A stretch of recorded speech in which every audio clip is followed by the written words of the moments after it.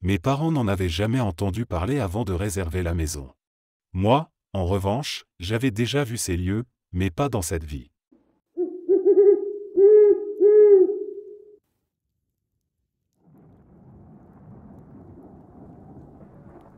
Nous nous sommes perdus avec ma copine une nuit à Waco, au Texas. Les routes étaient désertes. Pas une âme, pas une voiture en vue. Alors que je tournais à un carrefour, j'ai aperçu une seule personne debout sur le trottoir. À ce moment-là, j'ai entendu une voix masculine amicale, comme si quelqu'un était assis à l'arrière de la voiture, me dire « Tu vas dans la mauvaise direction ». Je me suis immédiatement rendu compte que je roulais à contresens dans une rue à sens unique. J'ai fait demi-tour et, comme par magie, la route m'a conduit directement à l'autoroute principale. Un peu plus tard, j'ai demandé à ma copine si elle avait entendu la voix aussi. Elle a éclaté en sanglots. Elle était tellement terrifiée qu'elle avait cru devenir folle.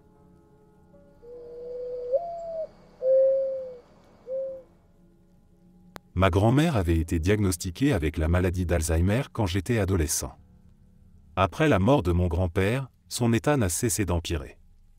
Mes parents ont décidé de l'installer chez nous pour mieux veiller sur elle. Quelques mois plus tard, elle est tombée accidentellement et s'est fracturé la hanche.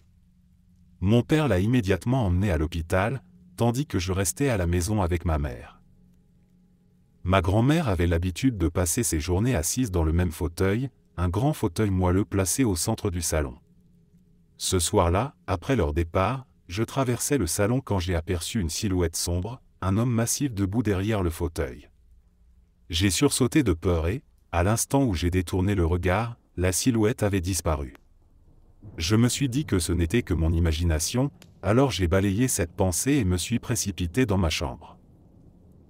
Quelques heures plus tard, alors que j'étais toujours dans ma chambre et que ma mère regardait la télévision dans le salon, un hurlement perçant a retenti. Je me suis précipité pour la rejoindre. Elle avait une main sur la poitrine, haletante, les yeux écarquillés par la terreur.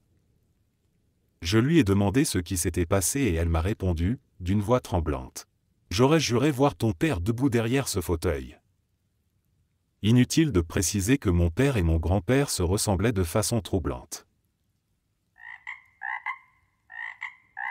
Quand j'habitais dans cette maison affreusement sinistre et indéniablement hantée, vers mes 22 ans, j'ai remarqué un jour que le voyant de mon téléphone clignotait. Curieuse, j'ai vérifié mes messages.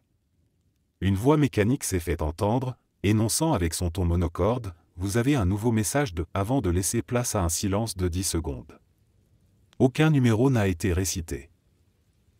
Le message a commencé sans autre introduction. C'était une amie, Nicole. Elle paraissait détendue, soulagée, plus apaisée que je ne l'avais entendue depuis au moins un an. Son ton était léger, presque insouciant. Elle m'a dit qu'elle se trouvait à notre endroit habituel et qu'elle m'attendait, que je pouvais la rejoindre quand je voulais. Puis elle a raccroché. J'ai immédiatement rappelé. Pas de réponse. Ce qui m'a glacé le sang, c'est qu'elle était partie pour 3 semaines à New York 2 jours plus tôt. Avant son départ, elle m'avait dit qu'elle laisserait son téléphone chez elle pour éviter les frais d'itinérance. J'ai essayé de me rassurer, de trouver une explication rationnelle. Peut-être était-elle rentrée plus tôt? Mais pourquoi ne m'aurait-elle rien dit? Inquiète, j'ai appelé sa colocataire, qui s'est montrée tout aussi perplexe. Elle ne l'avait pas vue depuis son départ. Son téléphone, d'ailleurs, était toujours posé là, exactement où elle l'avait laissé. Pour en avoir le cœur net, sa colocataire a contacté sa cousine, qui était en contact avec Nicole. Et elle était bien à New York, comme prévu. Tout allait bien, à part son humeur un peu maussade, habituelle chez elle. Mais une chose était sûre, elle ne m'avait pas appelé. Elle ne connaissait même pas mon numéro par cœur. Je n'ai jamais compris ce qu'il s'était passé. Environ 6 semaines plus tard, mon copain et moi avons décidé qu'il était temps de changer de téléphone. Ce n'était pas la première fois qu'il agissait bizarrement. Il s'est mis à signaler un message sans avoir sonné. Comme la fois précédente, aucun numéro n'apparaissait. J'ai écouté, et au bout de 30 secondes, un frisson glacé a parcouru tout mon corps. Je n'ai rien dit, j'ai juste tendu le téléphone à mon copain. Je l'ai vu devenir livide en portant l'appareil à son oreille. Il a écouté à son tour, figé, avant de murmurer mon surnom d'une voix étranglée et de mettre le message sur haut-parleur. Nous sommes restés là, paralysés, écoutant sans un mot. Le message durait près de 17 minutes, bien plus longtemps que je n'aurais cru possible. Une voix fredonnait un air doux, erratique, comme si elle se laissait porter par la mélodie en vaquant à ses occupations. C'était un air familier, mais impossible à identifier. Vers la fin, un léger rire s'est élevé, 4 notes ascendantes, un son bref et joyeux. Et ce rire, cette voix, c'étaient les miens.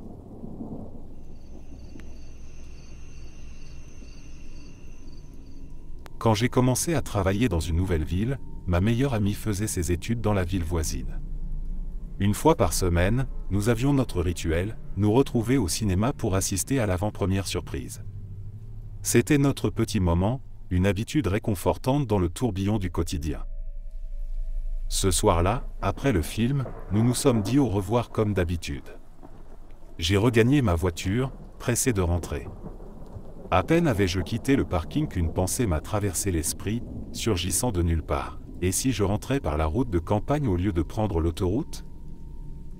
L'idée n'avait aucun sens. Ce détour doublerait mon temps de trajet, et je devais me lever tôt le lendemain pour le travail. Je me suis demandé d'où cette impulsion pouvait bien venir, avant de la balayer d'un haussement d'épaule. Sans hésiter davantage, j'ai pris la direction de l'autoroute comme d'habitude. J'ai toujours été une conductrice confiante, jamais sujette à l'anxiété au volant.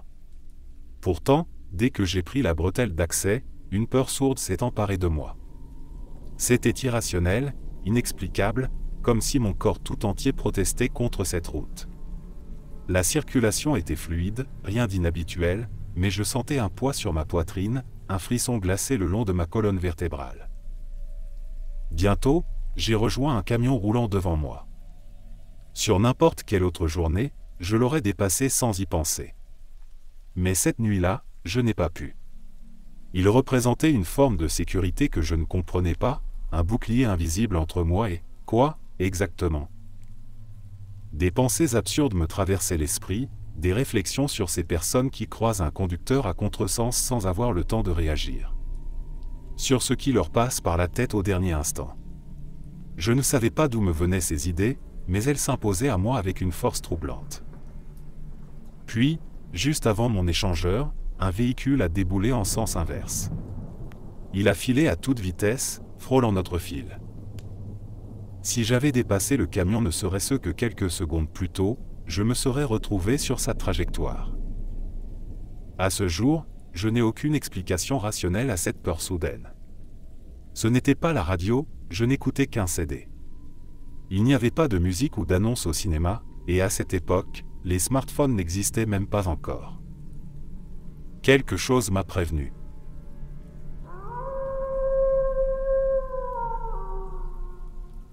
Quand ma mère était enfant, elle attendait le bus avec sa petite sœur, comme d'habitude.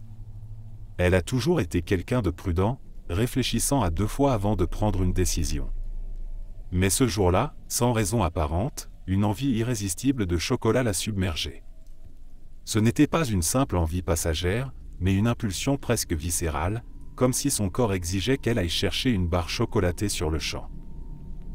Sans trop y réfléchir, elle a pris la main de sa sœur et l'a entraînée avec elle vers la supérette la plus proche. Ce n'était pas dans ses habitudes de s'éloigner ainsi, encore moins de s'écarter du trajet prévu, mais elle n'a pas pu lutter contre cette sensation insistante.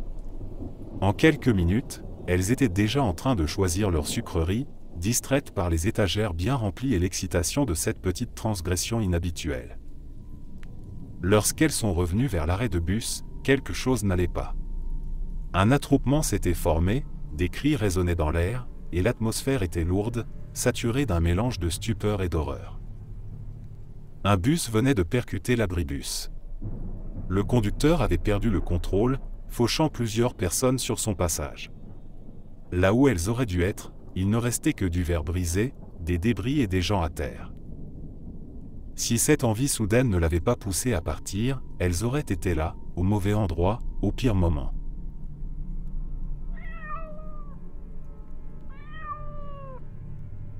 En refermant la porte derrière moi, une sensation glaciale m'a parcouru la nuque. Un frisson profond, insistant, qui m'a figé sur place, incapable d'expliquer pourquoi l'air semblait si lourd tout à coup. Puis, sans avertissement, mon collier a glissé de mon cou et est tombé sur le sol. J'ai baissé les yeux, les battements de mon cœur s'accélérant. En le ramassant, une chose m'a frappé, le fermoir était toujours solidement attaché. Il ne s'était pas ouvert, il n'y avait aucune raison logique pour qu'il se détache ainsi. Un pressentiment oppressant m'a noué l'estomac. Quelque chose venait de se produire, quelque chose d'inexplicable, et je le savais instinctivement. Avec le temps, j'ai appris à ne pas chercher d'explication rationnelle là où il n'y en a pas. Ce n'était qu'un début. J'ai toujours été sensible aux phénomènes étranges, mais mon adolescence a été marquée par une fascination croissante pour le mystique. Souffrant de paralysie du sommeil depuis des années, j'ai commencé à explorer l'occulte, attiré par l'idée d'obtenir des réponses. J'ai expérimenté les planches Ouija, souvent seul, souvent de manière imprudente. On m'avait conseillé d'utiliser une planchette ornée d'un cristal pour me protéger, mais rapidement, je n'ai plus prêté attention aux précautions. J'étais obsédé par ces séances, et lorsque je ne trouvais pas de planchette, j'improvisais avec des pièces de monnaie. Avec le temps, mon obsession a pris un tournant étrange. Je n'avais plus besoin de toucher la pièce, en maintenant mes mains au-dessus, je pouvais la voir glisser sur la surface de la planche. Et tout cela, je le faisais dans ma chambre. C'est là que les choses ont empiré. Lorsque mon collier est tombé sans raison ce soir-là, un bruit sec a retenti dans la pièce. Un de mes posters s'était détaché du mur et gisait au sol. Pas n'importe lequel. Celui de Entretien avec un vampire, un film et une série de livres que j'adorais. Après cet incident, l'atmosphère de ma chambre a changé. Une tension flottait en permanence dans l'air. Les nuits sont devenues plus lourdes, plus oppressantes. Puis il y a eu l'incendie. Sans raison apparente, un début de feu s'est déclaré dans un coin de ma chambre. Il a été maîtrisé avant de causer trop de dégâts, mais je n'ai jamais trouvé d'explication. Et ce n'était pas tout.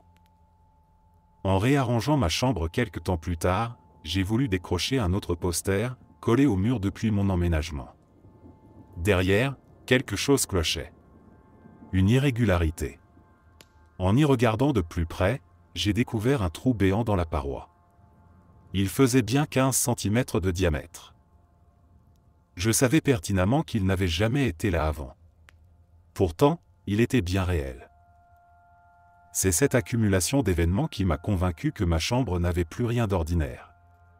Quelque chose s'y était installé. Quelque chose que j'avais peut-être moi-même attiré.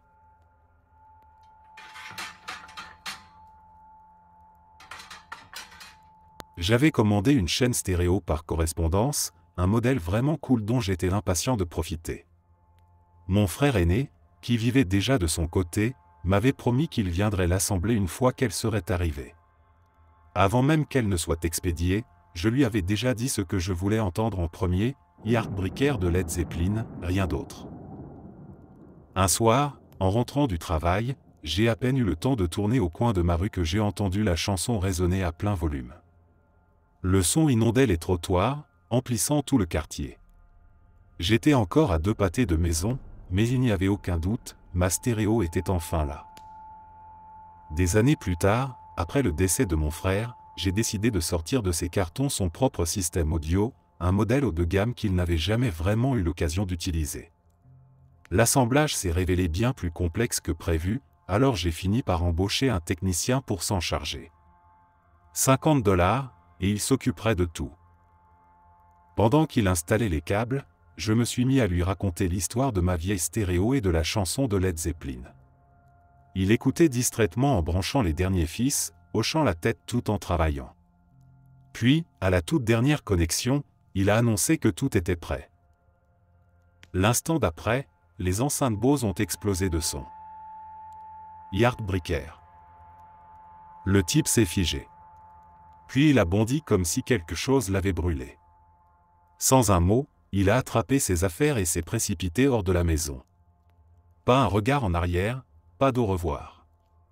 Il a même laissé son billet sur la table, préférant déguerpir sans demander son dû. 30 ans ont passé, et mon frère me manque toujours autant. J'ai d'autres histoires sur lui, mais celle-ci reste ma préférée. Je ne sais pas si la seule explication à ce qui s'est passé est paranormale, mais ce que j'ai vécu ce jour-là défie toute logique et reste l'un des événements les plus troublants de ma vie.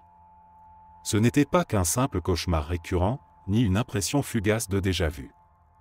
C'était quelque chose de plus profond, de plus ancré, quelque chose qui semblait attendre, comme si tout avait été orchestré bien avant que je ne mette les pieds dans cette grotte. Depuis l'âge de 6 ans, je suis passionné de spéléologie, une passion transmise par mon père, un explorateur de cavernes chevronné qui nous emmenait, mon frère et moi, arpenter les grottes de Floride à la recherche de nouveaux passages, de formations rocheuses spectaculaires et d'un peu d'aventure. J'ai grandi dans cet environnement, développant une aisance naturelle avec les espaces clos, les ténèbres souterraines et le silence pesant des cavernes. Jamais, au cours de ces nombreuses années d'exploration, je n'avais ressenti la moindre peur irrationnelle en mettant les pieds dans une grotte, jamais je n'avais eu ce sentiment de malaise que j'allais bientôt connaître. Tout a commencé quand j'avais environ 7 ou 8 ans.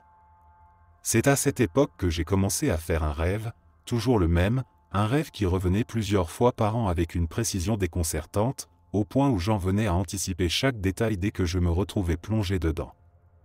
Ce rêve était si récurrent qu'au bout d'un moment, je savais parfaitement que j'étais en train de rêver, mais cela ne changeait rien au déroulement de l'histoire ni à la peur viscérale qui m'envahissait à chaque fois. Je me voyais dans une grotte que je ne reconnaissais pas, avançant lentement à travers un passage étroit creusé dans la roche. Il ne faisait que quelques mètres de long, à peine 2 à 4 pieds de hauteur, ce qui m'obligeait à ramper légèrement pour progresser.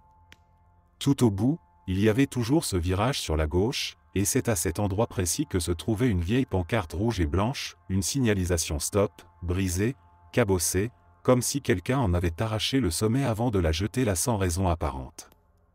Chaque fois que j'atteignais ce point, je sentais une hésitation, une angoisse sourde me nouer l'estomac, et pourtant, invariablement, je continuais.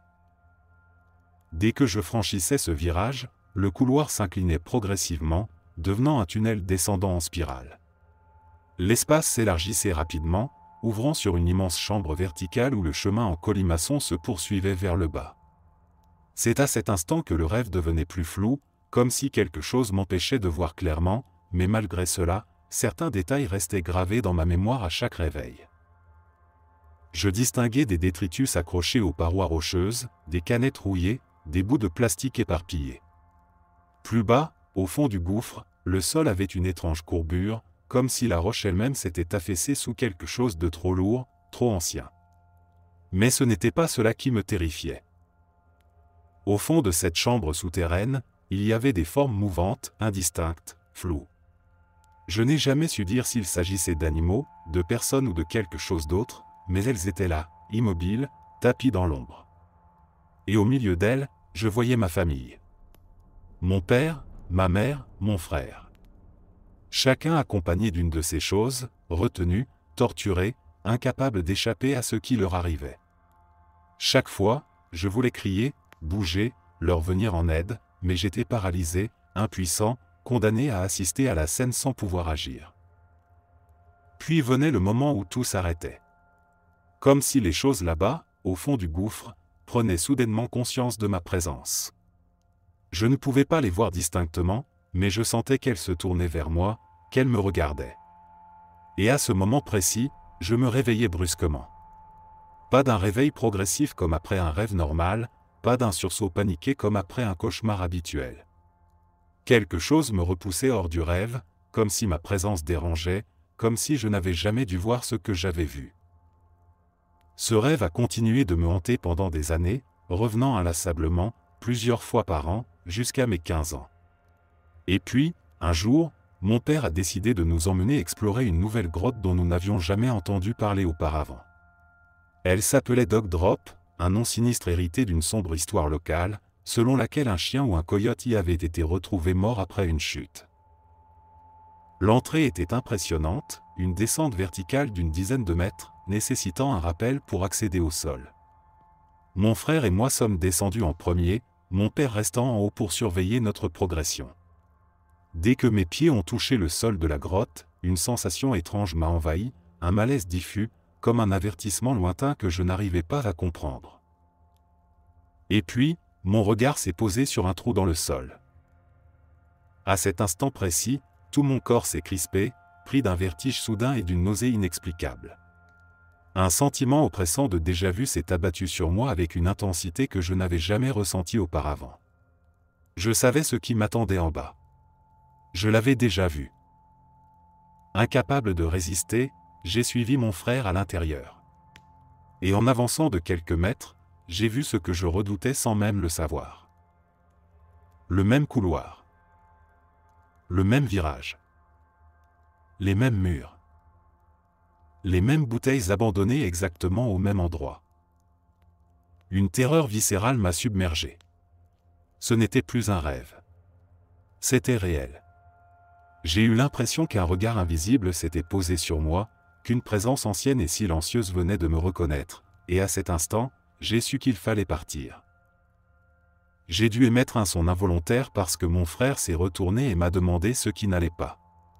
Je me suis entendu dire, d'une voix tremblante, que je voulais partir immédiatement. Il n'a pas posé de questions et nous avons grimpé à toute vitesse hors de la grotte. Nous avons plié bagages, quitté Dog Drop et n'y sommes jamais retournés. Mais le plus étrange dans tout cela, ce n'est pas ce que j'ai vu ce jour-là. C'est ce qui s'est produit ensuite. Depuis cette exploration, je n'ai plus jamais fait ce rêve. Des années durant, il avait été une constante de ma vie. Et il a disparu. Comme s'il n'avait plus aucune raison d'exister. Mais chaque fois que j'y repense, je ressens encore cette peur sourde, un sentiment d'alerte qui ne s'est jamais tout à fait dissipé. Comme si quelque chose m'avait vu, lui aussi.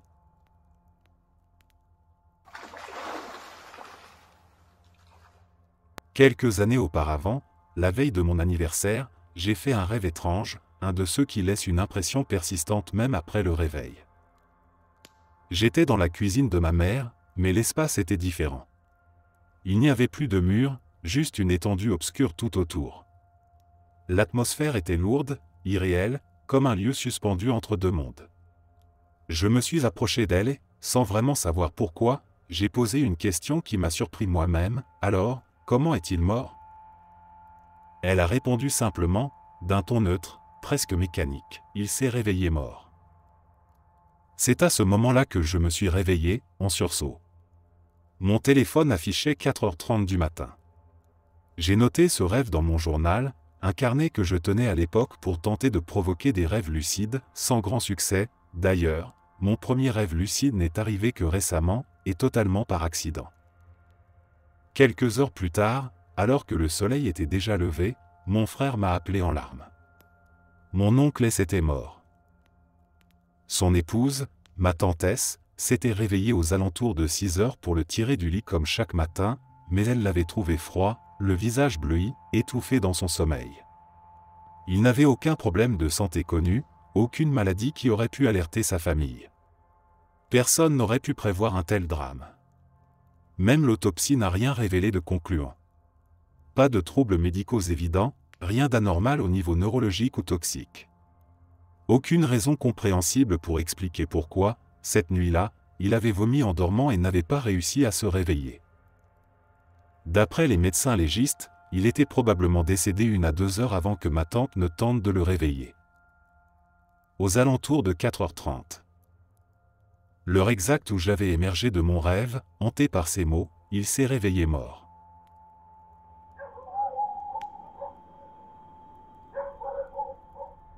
Quand j'étais enfant, mes parents m'avaient acheté un lit superposé, l'idée étant de pouvoir inviter des amis à dormir à la maison et, dans mon esprit, devenir le gamin cool de l'école primaire qui organisait les meilleures soirées pyjama. Mais en réalité, ce n'était qu'un prétexte. Peu de temps après, mon oncle emménagea chez nous et s'installa sur le lit du bas pendant que je continuais à dormir sur celui du haut. À cette époque, il travaillait comme barman, ce qui signifiait qu'il rentrait souvent très tard, parfois aux alentours de 2 heures du matin. Il arrivait qu'il soit légèrement éméché, d'autres fois non. Mais quelle que soit son condition, il faisait toujours un raffut en rentrant, ce qui ne manquait jamais de me réveiller. Une nuit comme les autres, il rentra encore tard. Le bruit me tira du sommeil, et à moitié conscient, je lui souhaitai une bonne nuit avant de me retourner pour replonger dans mon sommeil. Tout était normal, jusqu'à ce que, peut-être une demi-heure plus tard, je ressente une pression impossible sur mon bras. Pas une simple sensation fugace ou un engourdissement dû à une mauvaise position. C'était une poigne ferme, puissante, comme si une main d'adulte enveloppait totalement mon avant-bras et le serrait juste assez pour que je ne puisse l'ignorer. La sensation dura 2 secondes, pas plus, mais c'était suffisant pour me réveiller en sursaut, le cœur battant. Mon premier réflexe fut de penser que mon oncle me faisait une mauvaise blague. Je me penchai pour voir en bas. Il dormait profondément, sur le ventre, immobile. J'étais éveillé, totalement lucide à cet instant. Il n'y avait aucune explication logique. Mon bras n'était pas engourdi, il n'y avait personne d'autre dans la pièce, rien qui aurait pu provoquer une telle sensation. Même des années plus tard, je n'ai jamais trouvé d'explication convaincante à ce qui s'était passé cette nuit-là. Peut-être une sorte de rêve étrange où mon cerveau aurait transposé une sensation imaginaire dans la réalité, mais ça ne colle pas vraiment. Ce que j'ai ressenti était trop réel, trop précis pour être simplement une illusion de sommeil. Une chose est sûre, cette nuit-là, je n'ai plus fermé l'œil jusqu'au matin.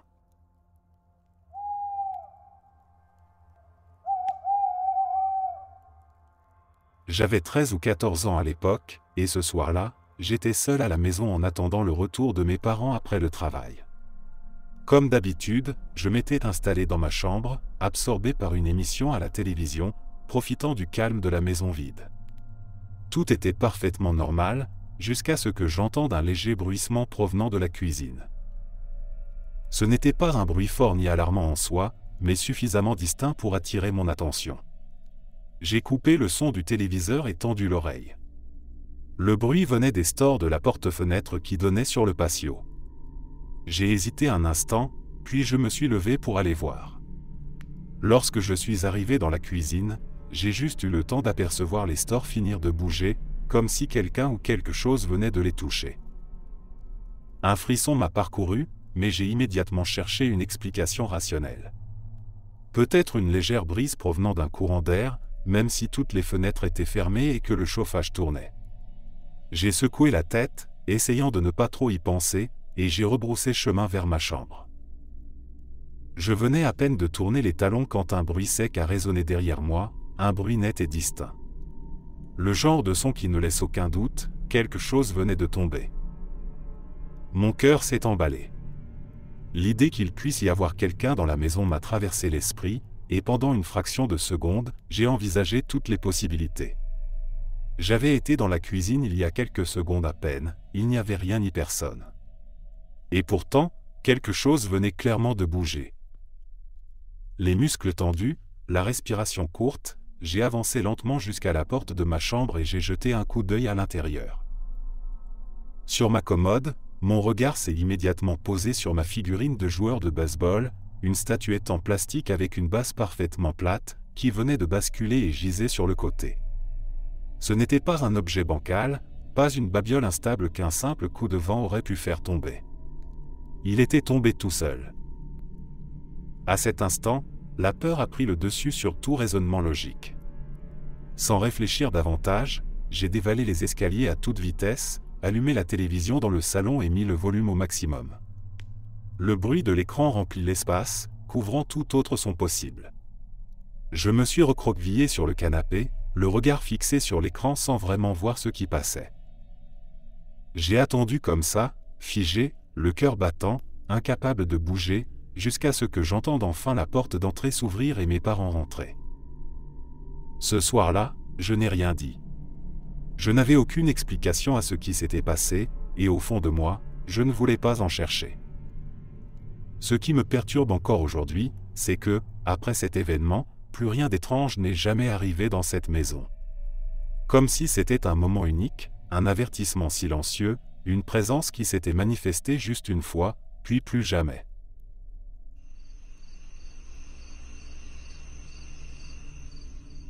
Avant que mon père ne décède il y a quelques années, il avait une phrase qu'il répétait sans cesse, un mantra qui lui tenait à cœur, « Tu es aimé ». Il nous le disait tout le temps, presque comme une signature verbale, une façon de nous rappeler, encore et encore, à quel point nous comptions pour lui. Lors de ses funérailles, j'ai conclu mon éloge funèbre en demandant à toute l'assemblée de prononcer ces mots ensemble, en son honneur. C'était une manière de lui rendre hommage, une façon de faire résonner une dernière fois ce qu'il avait toujours voulu nous transmettre. Et puis, un jour, quelque chose d'étrange est arrivé. Je naviguais sur Reddit quand je suis tombé sur une discussion où une personne partageait son chagrin. En réponse, j'ai décidé de raconter une anecdote sur mon père, un souvenir précieux lié à l'un des cadeaux les plus marquants qu'il m'avait fait, un petit sac rempli de pierres argentées, chacune gravée d'un compliment un peu kitsch. Avec ce cadeau, il avait laissé une note expliquant qu'à l'époque où il était jeune et venait tout juste de prendre son indépendance, il s'était souvent retrouvé à plaisanter avec ses amis sur l'idée d'une machine distributrice de compliments qui donnerait des mots d'encouragement à ceux qui en avaient besoin. Dans sa lettre, il avait conclu par une phrase qui m'avait profondément marqué: « Quand tu auras un coup de mou, pioche une pierre et imagine-moi en train de te le dire. » Après avoir posté mon commentaire, j'ai reçu une réponse presque instantanée. Juste 3 mots, tu es aimé. J'ai figé. Le temps que mon cerveau redémarre, ma première réaction a été de me demander si la personne qui avait répondu me connaissait. Quelqu'un qui aurait vu mon post et compris la signification de ces mots pour moi et ma famille. Curieux, je suis allé voir son historique de commentaires, cherchant à comprendre qui pouvait bien être derrière ce message. Et c'est là que j'ai découvert que c'était un bot.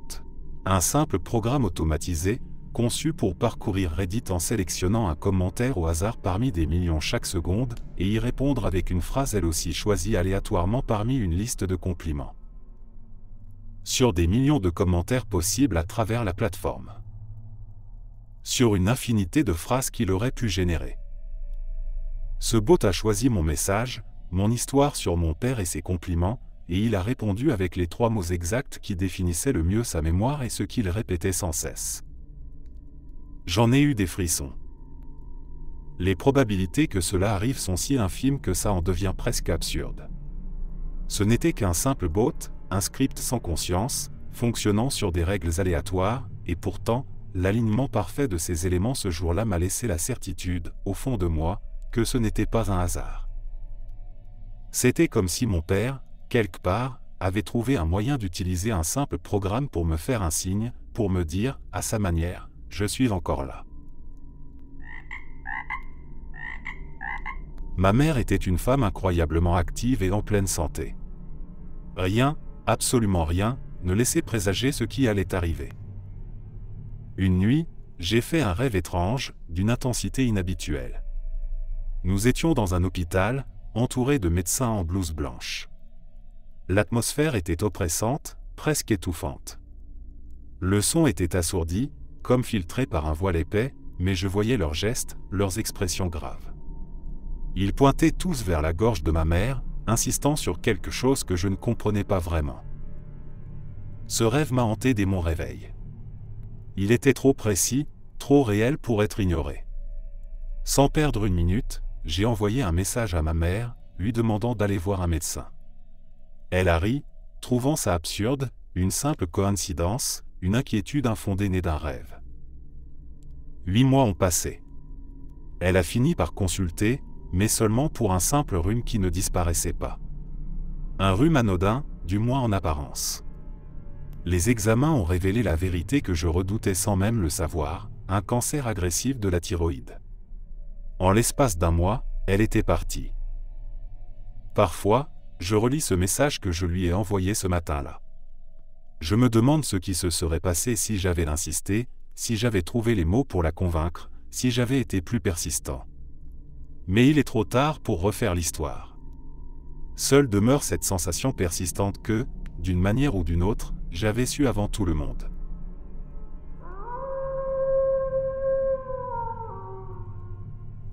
Nous avions décidé de nous rendre au cimetière vers minuit, un petit groupe d'amis réunis pour rendre hommage à l'un des nôtres, parti trop tôt dans un accident de voiture.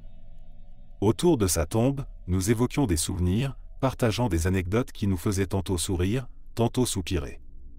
L'atmosphère était lourde mais paisible, jusqu'à ce que je perçoive une voix, faible mais distincte, celle d'une femme âgée. À peine avais-je relevé la tête qu'un de mes amis lâcha un juron, visiblement troublé. Je suivis son regard et, à une centaine de mètres, une silhouette apparut sous la lumière blafarde de la lune. Une femme très âgée, vêtue d'une longue chemise de nuit blanche, élimée et souillée par le temps. Sa posture était rigide, sa présence incongrue. Elle s'adressa à nous d'une voix tremblante mais exigeante. Elle nous appelait, mais ce qui me fit frissonner, c'est qu'elle utilisa le singulier, comme si elle ne s'adressait qu'à l'un d'entre nous. Aucun de nous ne répondit ni ne bougea. Un silence oppressant s'installa, brisé par ses pas irréguliers qui la menaient lentement vers nous. Puis, tout à coup, elle changea de ton, sa voix se fit plus forte, et cette fois, elle nous interpella tous. Son comportement bascula en une fraction de seconde. Elle se mit à courir vers nous, ses cris se transformant en un flot incohérent de paroles incompréhensibles. L'instinct prit le dessus, nous fîmes volte-face et détalâmes vers la voiture. Le cimetière, d'ordinaire figé dans son immobilité sépulcrale, semblait se resserrer autour de nous. Le sol inégal ralentissait notre course, et derrière, le bruit des pas de la vieille femme se rapprochait. Arrivés à la voiture, nous nous y engouffrâmes précipitamment. Le véhicule, un modèle 2 portes, compliqua mon entrée. Tous étaient déjà à l'intérieur, y compris le conducteur dont le siège obstruait le passage à l'arrière. Mon cœur battait à tout rompre tandis que je criais pour qu'il me laisse monter. Il réagit enfin, me permettant de m'asseoir avant de claquer la portière et d'enclencher la marche arrière dans une précipitation désordonnée. Le moteur rugit, et la voiture bondit sur la route sinueuse du cimetière, filant à toute vitesse vers la sortie. En à peine 10 secondes, nous avions parcouru une distance qui aurait dû nous prendre bien plus de temps. L'adrénaline pulsait dans nos veines, mais ce que nous vîmes alors dépassa l'entendement. Devant nous, sur la route courbe et bien éclairée, la vieille femme apparut de nouveau. Impossible qu'elle ait pu nous devancer. Son corps frêle se jeta sur l'asphalte dans un élan furieux, ses bras tendus comme si elle voulait nous stopper. Son visage déformé par la rage ou la douleur nous fixa un instant avant qu'un hurlement déchirant ne fende la nuit. Un cri inhumain, prolongé, atroce, semblable à celui d'une âme en train d'être arrachée à son enveloppe charnelle. Plus aucun de nous ne prit la peine de regarder en arrière. La voiture franchit la grille du cimetière en trombe, s'éloignant de ce cauchemar. Personne n'osa parler, chacun tentant d'assimiler ce que nous venions de vivre. Nous n'y sommes jamais retournés, et jamais nous n'avons trouvé d'explication rationnelle à ce que nous avions vu cette nuit-là. Mais nous étions 5, et chacun d'entre nous peut témoigner de cette rencontre.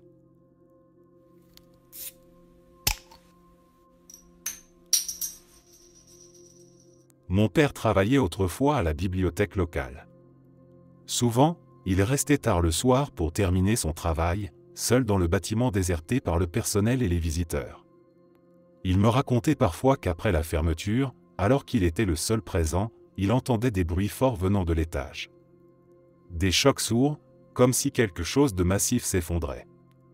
Pourtant, chaque fois qu'il montait voir, tout était en ordre, rien n'avait bougé. Intrigués par ces événements, nous avons décidé d'y retourner ensemble, appareil photo en main, accompagné d'un enregistreur audio numérique pour poser quelques questions et voir si quelque chose répondait. 2 expériences nous ont particulièrement marqués. La première nuit, après avoir posé les questions habituelles dans l'espoir d'obtenir une réponse, nous sommes rentrés pour écouter l'enregistrement. Pendant la lecture, un murmure à peine perceptible s'est fait entendre, un chuchotement isolé parmi nos voix et le silence ambiant. Il disait distinctement « 1 et 1 font 2 ». Une phrase anodine en apparence, mais qui n'avait aucune raison d'être là. Nous étions seuls, et cette voix ne nous appartenait pas. J'ai toujours pensé qu'elle faisait peut-être référence à nous deux, mais sans certitude. La seconde expérience fut bien plus troublante. Nous étions assis sur le rez-de-chaussée, posant des questions comme la fois précédente, lorsque j'ai demandé « Aimes-tu les livres ?» À peine la phrase terminée, un bruit fracassant retentit derrière nous. Un choc violent, un bruit bien réel cette fois, qui nous glaça immédiatement le sang. Sans chercher à comprendre, nous avons préféré partir et remettre les explications au lendemain. Le dimanche suivant, la bibliothèque étant fermée, nous sommes revenus tôt le matin pour voir ce qui avait pu causer ce bruit. En explorant les rayonnages situés derrière notre emplacement de la veille, nous avons trouvé un livre au sol, ouvert et face contre terre. Je me suis penché pour le ramasser et en relevant les yeux, mon regard s'est figé. La première chose que j'ai lue sur la page ouverte était notre propre nom de famille.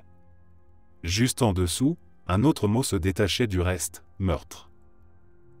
Nous nous sommes regardés sans dire un mot. Le sentiment d'être observé nous pesait soudainement plus lourdement qu'avant. Mon père et moi avons toujours été fascinés par le paranormal, et lui-même a accumulé plusieurs histoires étranges au fil des années. La bibliothèque où il travaillait avait autrefois été une gare ferroviaire. J'ai toujours supposé que les phénomènes inexplicables qui s'y produisaient étaient liés à ce passé.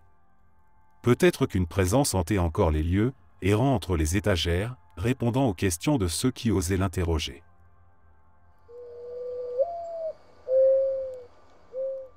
Pendant plusieurs années, j'ai vécu ce que l'on appelle communément la paralysie du sommeil.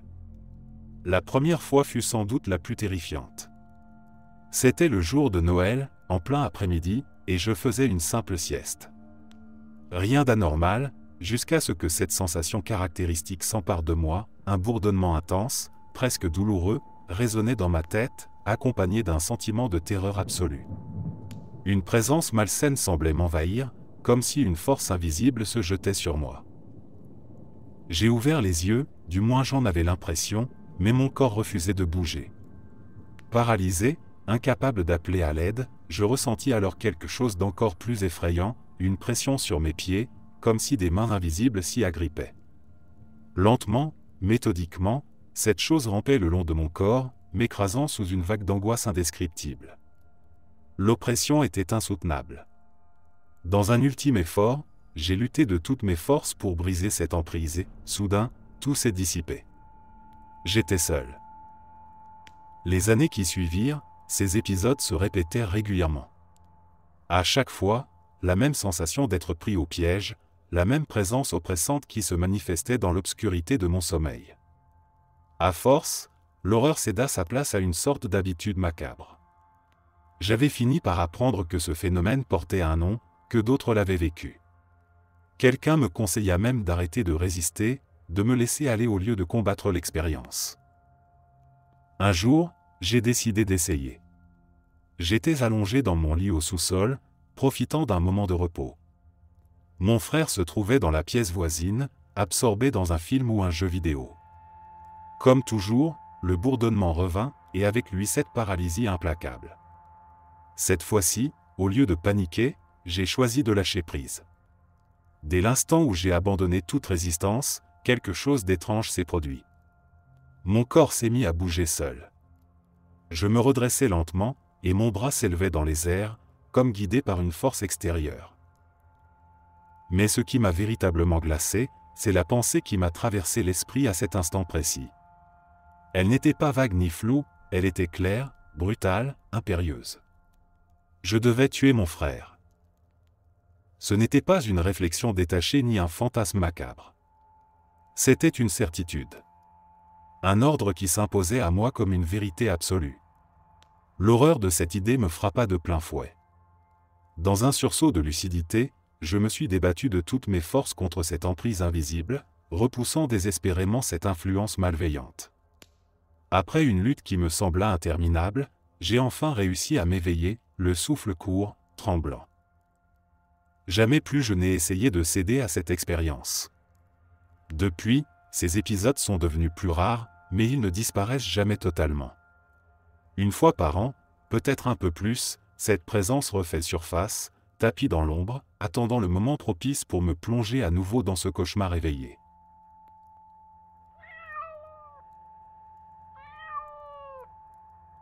Quand mon père est décédé à l'hôpital, ma mère et moi sommes rentrés à la maison dans un silence pesant, tentant d'assimiler ce qui venait de se produire. En entrant, nos regards ont été immédiatement attirés par l'horloge familiale, une vieille horloge mécanique française avec ses poids et son balancier. Elle s'était arrêtée. Ce n'était pas une simple panne. Les poids étaient remontés, tout semblait en parfait état de fonctionnement. Pourtant, les aiguilles étaient figées à 8h35, l'heure exacte du décès de mon père. Je ne suis pas particulièrement religieux ni porté sur le surnaturel, mais ce moment-là m'a troublé. Coïncidence? Peut-être. Mais une coïncidence qui, malgré tout, me donnait l'impression que quelque chose de plus profond était à l'œuvre. Les mois ont passé, et la douleur s'est transformée en un vide plus sourd, plus silencieux. Puis, 1 an plus tard, jour pour jour, à la même date, l'horloge s'est arrêtée de nouveau. Cette fois-ci, les aiguilles s'étaient figées à 9h35. Rien n'expliquait cette panne soudaine. Les poids étaient en place, le mécanisme intact, mais elle s'était arrêtée net. L'année suivante, le phénomène s'est répété. Toujours à la même date, toujours sans raison apparente. Je ne peux pas affirmer que c'est mon père qui en est la cause, mais une chose est certaine, cette horloge semble liée à lui d'une manière que je ne saurais expliquer. Comme si, à travers elle, un écho de sa présence persistait.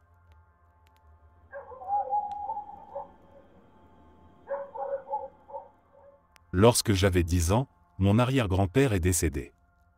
Mon arrière-grand-mère n'avait jamais vraiment connu la solitude et avait du mal à rester seule dans la maison. Pour lui rendre les choses un peu plus faciles, mon père et moi avons installé un luminaire supplémentaire dans le couloir afin d'éclairer davantage l'espace. Une fois notre tâche terminée, j'ai pris une rallonge électrique et suis descendu au sous-sol pour la ranger. Je l'ai jetée sur la table et me suis aussitôt dirigé vers l'escalier pour remonter. Alors que je gravissais les marches, mon regard a glissé machinalement sur la droite. Juste sous le mur, dans le coin de ma vision, une silhouette est passée devant la table que je venais de quitter. Seulement, je ne distinguais que la partie inférieure du corps. Une paire de jambes, vêtues d'un pantalon classique, avançait d'un pas tranquille, comme si leur propriétaire arpentait encore ces lieux, comme s'il ne s'était jamais arrêté de marcher ici. Un frisson m'a parcouru l'échine. Sans réfléchir, j'ai pris mes jambes à mon cou et ai filé à toute vitesse à travers la maison. J'ai dépassé ma grand-mère et mon père en trombe, sans même ralentir, avant de m'élancer dehors. Nous n'étions pourtant que 3 à l'intérieur.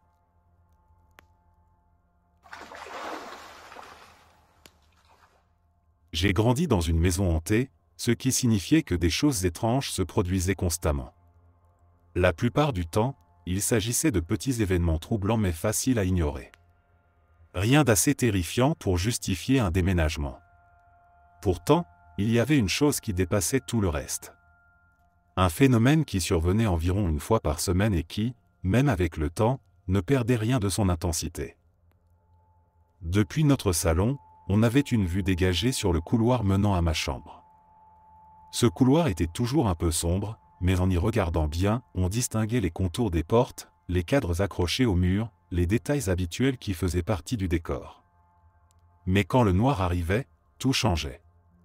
Ce n'était pas une simple absence de lumière, c'était comme si une masse opaque, impénétrable, tombait brusquement sur le fond du couloir.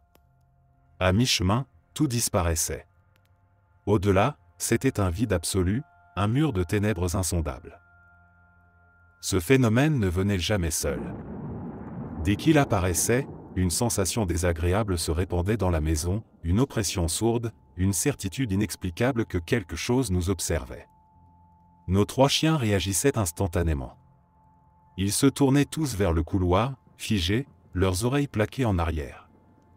Ils grognaient, parfois même aboyaient, le regard rivé sur cette obscurité surnaturelle. Parfois, l'un d'eux se hasardait à avancer de quelques pas, le corps tendu, prêt à fuir. Mais jamais il n'osait tourner le dos. Il reculait lentement, prudemment, comme si quelque chose pouvait surgir à tout instant. En général, le noir finissait par se dissiper après quelques minutes, parfois une demi-heure. Mais il arrivait qu'il s'installe pour la nuit entière. Et personne, absolument personne, ne voulait traverser ce couloir plongé dans l'inconnu. Alors, dans ces rares moments, toute la famille restait bloquée dans le salon, incapable de rassembler le courage nécessaire pour braver cette présence invisible.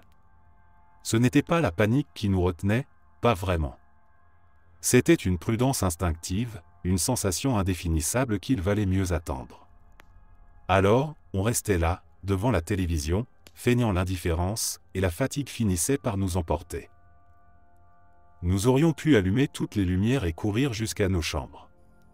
Mais à 11 ans, je n'étais certainement pas prête à prendre ce risque, et visiblement, aucun adulte de la maison ne l'était non plus. Certains se demandent sûrement pourquoi nous ne sommes jamais partis. Mais partir n'était pas une solution si évidente. C'était notre maison. Déménager, c'est compliqué, c'est cher, et au final, ce n'était pas si insupportable. Certes, il se passait des choses étranges tous les jours, mais la plupart du temps, ce n'était que des manifestations subtiles, des bruits inexpliqués, des objets déplacés. Rien d'assez concret pour bouleverser nos vies. Le noir, lui, était une exception. Un rappel occasionnel que nous n'étions peut-être pas seuls. Mais une fois qu'il repartait, la maison redevenait ce qu'elle avait toujours été, un foyer, hanté ou non.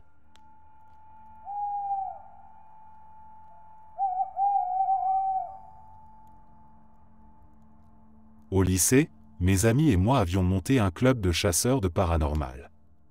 C'était un prétexte plus qu'autre chose, une excuse pour traîner ensemble, mais on avait un véritable intérêt pour les histoires de fantômes, et notre ville, ainsi que notre école, ne manquait pas d'histoires urbaines à exploiter. Le problème, c'est que nous n'avions aucune autorisation officielle pour mener des enquêtes en dehors du campus, et encore moins d'entrer dans des bâtiments supposément hantés. Nos explorations nocturnes se limitaient donc à errer autour des bâtiments, sur le campus, après la tombée de la nuit. À l'époque, nous faisions ce que font tous les amateurs de paranormal, on prenait des photos dans l'espoir d'y voir apparaître des orbes, et il y en avait toujours, mais personne ne s'emballait vraiment, et on essayait de capturer des sons étranges.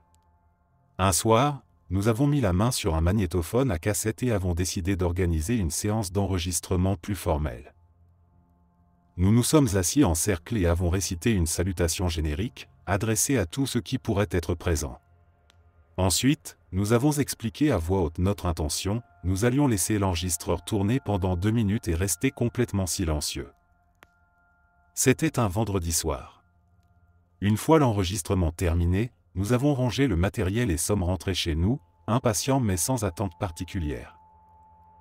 Le mardi suivant, nous nous sommes retrouvés pour notre réunion habituelle du club. Notre professeur référent était là. C'était un type sympa, impliqué, mais pas particulièrement impressionnant. Du genre qui fait son boulot sans faire de vagues. Il nous a dit d'un ton neutre, « Vous devriez écouter l'enregistrement ». On a sorti le magnétophone et on a lancé la lecture. Tout se déroulait comme on s'en souvenait. Notre voix d'introduction, le début du silence, puis, 45 secondes après le début de l'enregistrement, la bande a émis un grésillement strident. Un bruit métallique, comme si elle accélérait brutalement. Et puis, une voix rauque et grave a surgi du néant. « Sortez !» Un grondement, guttural, pas une voix humaine normale. La bande a de nouveau grésillé, puis le silence a repris. L'enregistrement entier, y compris les 2 minutes de silence, était intact. Nous étions figés. J'ignore toujours ce qui s'est réellement passé ce soir-là. Ce que je sais, c'est que la cassette n'avait pas été trafiquée. D'abord, notre professeur n'avait ni l'équipement ni les compétences pour manipuler une bande magnétique. Ensuite, il s'agissait d'un vieil enregistreur analogique, pas d'un appareil numérique facile à bidouiller. Bien sûr, on aurait pu théoriquement réenregistrer un passage en superposant du son sur le silence, mais ça n'expliquerait pas ces bruits étranges, ce sont de bandes qui s'accélèrent juste avant et après la voix.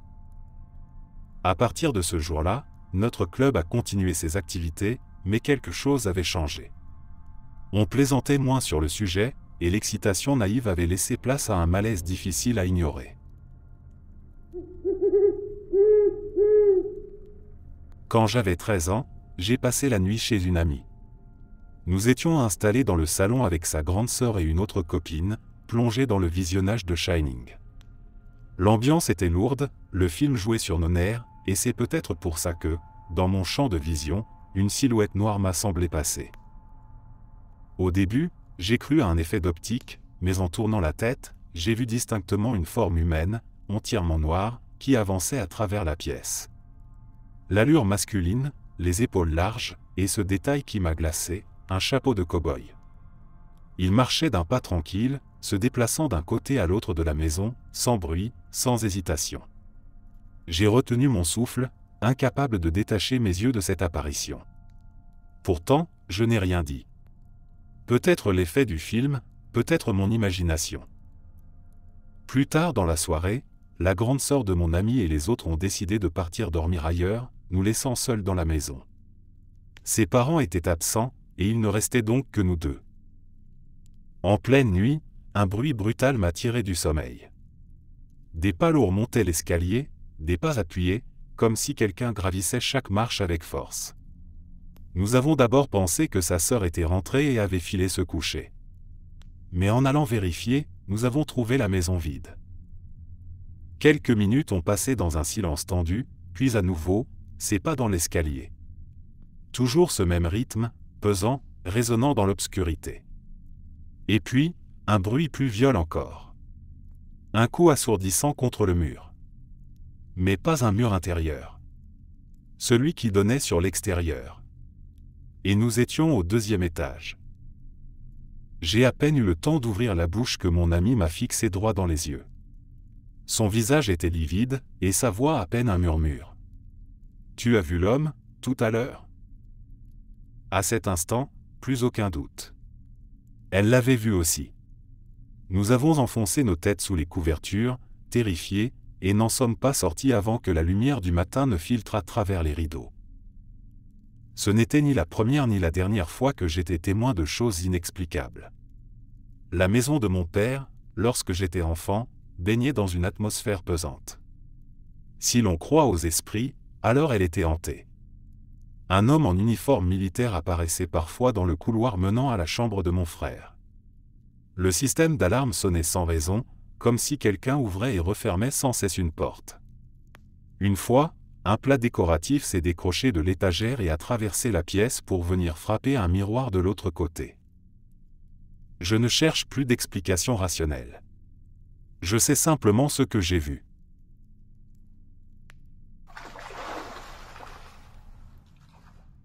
Je traversais le parc, profitant du calme d'un espace presque désert. Devant moi, une rangée de bancs s'étendait sous l'ombre légère des arbres. C'est là que je l'ai vu. Un homme était assis, légèrement voûté, une main pressée contre son front comme s'il était en proie à une douleur intense. Son dos se soulevait à peine, un souffle lourd, presque pesant. Il semblait absorbé dans sa souffrance, complètement figé. Le sentier était irrégulier, quelques pierres affleuraient ici et là, et, l'espace d'un instant, j'ai baissé les yeux pour ajuster mon pas. Une seconde, peut-être 2. Quand j'ai relevé la tête, l'homme avait disparu. À sa place, 2 femmes étaient assises sur le même banc, en pleine conversation, berçant distraitement leurs poussettes. Le soleil baignait désormais la scène d'une lumière plus vive, plus chaude. Rien n'indiquait qu'un homme s'était trouvé là quelques secondes plus tôt. Pas la moindre trace. Je me suis immobilisé, scrutant les alentours, cherchant une explication. Mais il n'y avait rien, aucun signe de mouvement, aucun recoin où il aurait pu disparaître en si peu de temps. L'instant d'avant, il était là, prisonnier d'une douleur invisible. L'instant d'après, c'était comme s'il n'avait jamais existé.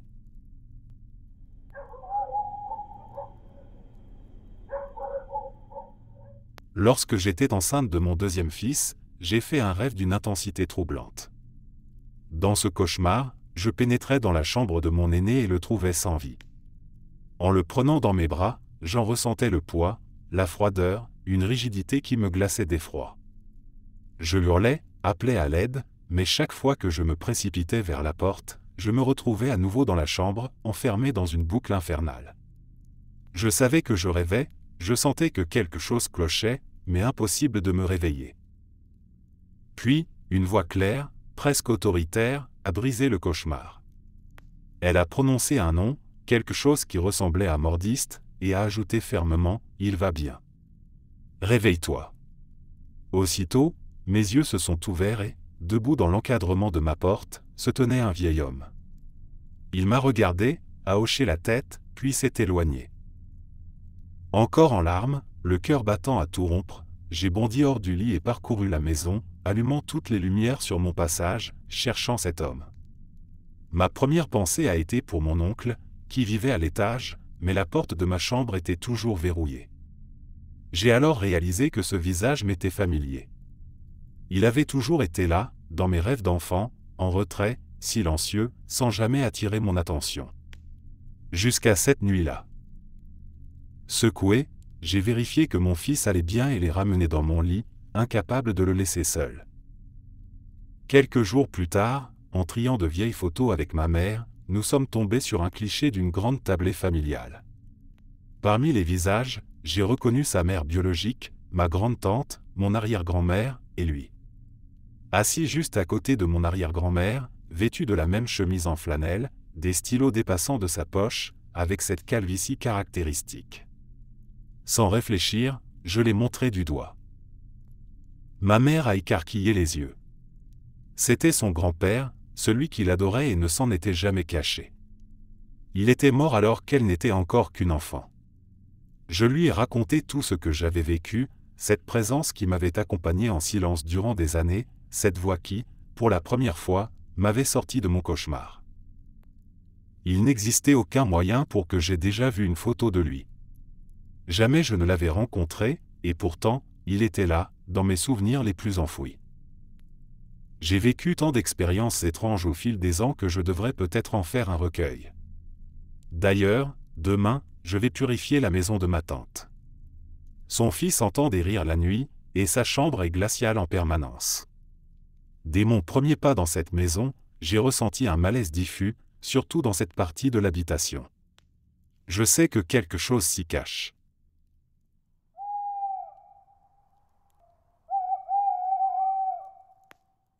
Quand j'avais 3 ans, j'ai fait un rêve qui m'a marqué à vie. Je courais à travers une vieille maison, poursuivi par un homme armé d'une tronçonneuse. Les murs d'un verre vieilli, le parquet usé sous mes pieds, tout était étrangement précis. Dans ma panique, je n'avais trouvé qu'une seule issue, sauter du 2e étage pour atterrir au rez-de-chaussée. À l'instant où mes pieds touchaient le sol, j'étais de retour dans mon lit, blotti entre mes parents. Ce rêve m'est resté en tête, ancré dans ma mémoire comme une scène figée dans le temps. Mais ce n'est que des années plus tard que son étrangeté a pris tout son sens. Un printemps, ma famille est partie en vacances sur la côte. Nous avons loué une maison dans un ancien quartier de l'État de Washington. Dès que j'ai franchi la porte, un frisson m'a parcouru. C'était la maison. Chaque détail correspondait exactement à celle de mon rêve. Les murs verts, le bois du sol, l'escalier menant à l'étage, tout était là, identique. J'ai passé tout le séjour mal à l'aise, incapable de me détendre. Il y avait quelque chose dans l'air, une présence invisible mais oppressante. Impossible d'expliquer pourquoi je me sentais si mal, mais je savais, au plus profond de moi, que ce n'était pas qu'une coïncidence. Des années plus tard, en feuilletant un livre, je suis tombé sur une mention du quartier où nous avions séjourné. Apparemment, l'endroit était connu pour être hanté. Des meurtres avaient eu lieu au VIe siècle, et depuis, des témoignages d'apparitions et d'événements étranges s'y étaient multipliés. Mes parents n'en avaient jamais entendu parler avant de réserver la maison. Moi, en revanche, j'avais déjà vu ces lieux, mais pas dans cette vie. Merci d'être resté jusqu'à la fin. N'oubliez pas d'aimer la vidéo, de vous abonner et de partager vos propres histoires en commentaire. On se retrouve demain à la même heure devant ce feu.